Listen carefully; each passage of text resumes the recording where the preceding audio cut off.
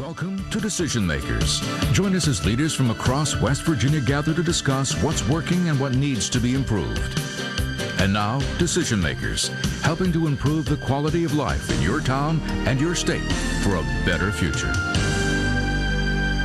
Good morning and welcome to the Greenbrier. It's our annual visit to the Greenbrier for the Business Summit, which is put on by the West Virginia Chamber of Commerce. Steve Roberts, first of all, you hosted this, and thank you for being with us today. Ray, thank you very much for having me. It's great to have you here.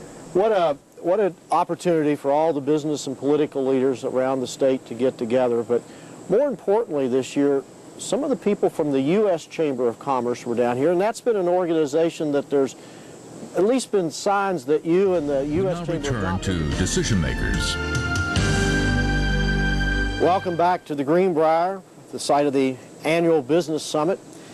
Today we've got two senators with us, Ron Stallings from Boone County, a Democrat from the Coalfields, and Don Caruth, a Republican from Greenbrier County, and thank you both for joining us down here. Well, we're here at the business. I always get excited at the Business Summit because I hear people talking about changes and things happening to make West Virginia more business competitive. And then we get to the legislative session and nothing happens, year after year.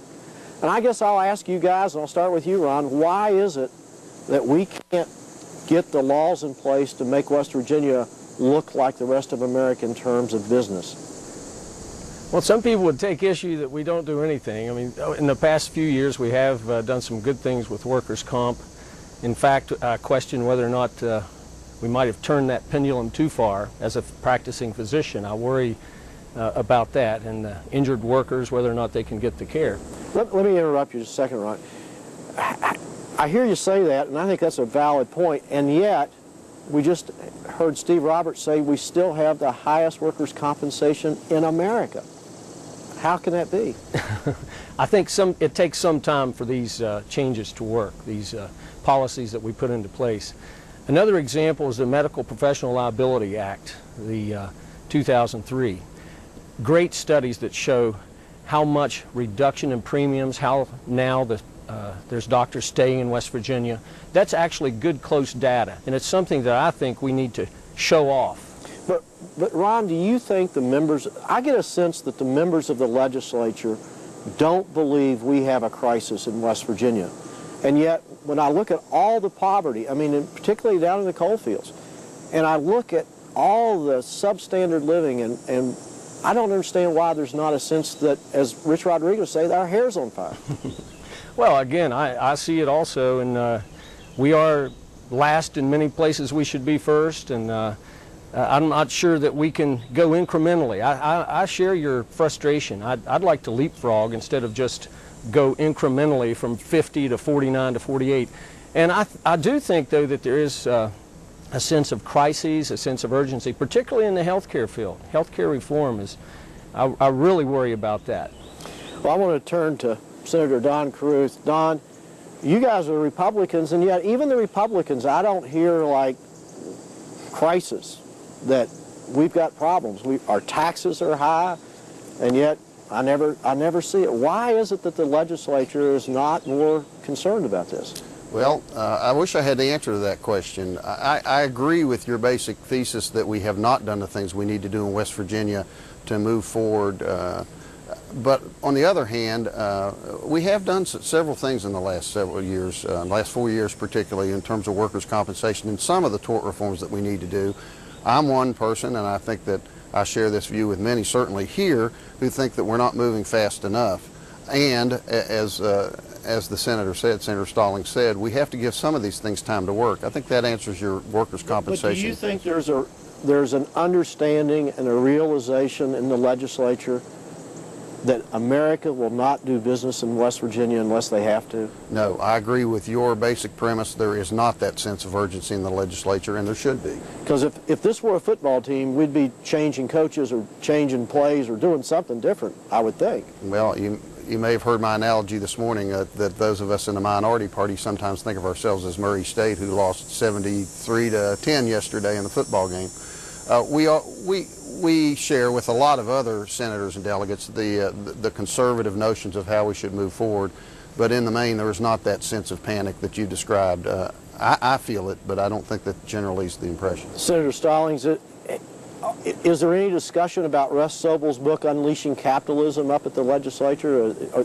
Are they dismissive of that as just another person that's got it all wrong and we've got it all right and America doesn't know it? Or I think that Russ Sobel's book has really created a stir. We're really looking at that, and again, the input side, and then what government can do, and then what comes out as a cake that's been baked. So we're looking at that. I think it's exciting. He's been down here and gave a great talk. Let me ask you this. What do you think's holding up progress in terms of making us more business friendly? You know, again, if you look at those three big circles of public health, education, and the economy and how they all interact with each other, it's so hard to move any one of those things forward without affecting the other ones. And daggone it, we're last in about all three of those categories. So we've got a monumental chore in front of us where we have to change all those things, and we have to fix policies in all three of those categories. You can't have a good health care system if you don't have a good economy. Well, Don, it's an election year coming up in 2008.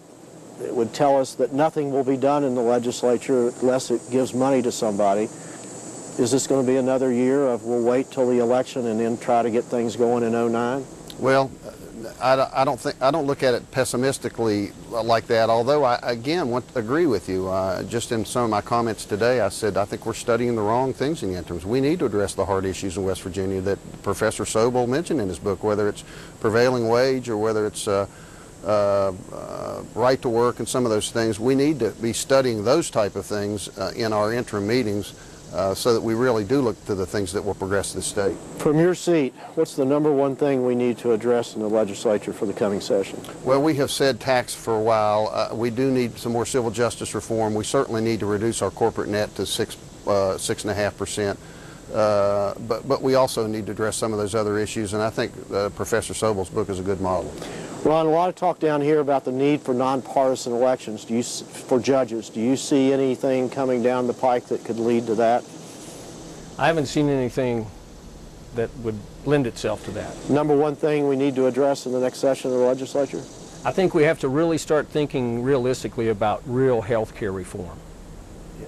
It's a national problem, but it's a real problem in our state, which is older, sicker, and I worry about the healthcare infrastructure, the aging population, the geriatric population. I worry that they're not going to have access to care.